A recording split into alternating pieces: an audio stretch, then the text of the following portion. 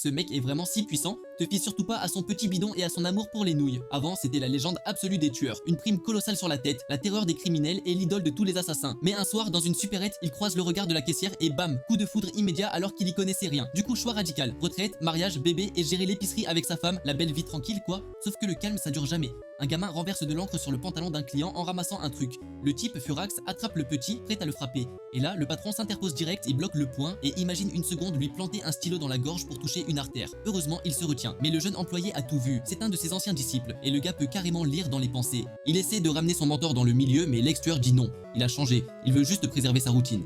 Le disciple pige pas, vu comment il terrorisait tout le monde avant. Pourtant, le patron a encore de beaux restes. Quand l'autre insiste, il pointe soudain le panneau interdit de fumer, avec un regard si noir que le télépathe se sent vraiment menacé. Mais c'est pas fini, le jeune pensait qu'il était devenu un bête citadin inoffensif. Pourtant, il sent que ce nouveau mode de vie sonne faux, même s'il a pris du poids. Malgré tout, le disciple reste fasciné par le charisme du bonhomme. Même avec ses kilos en trop, il a la classe. Son aura est toujours aussi écrasante, comme s'il pouvait redevenir le boss à tout moment. Et il a pas tort, le gras c'est pas de la faiblesse. Il reste l'assassin ultime, il le cache juste pour protéger sa petite famille.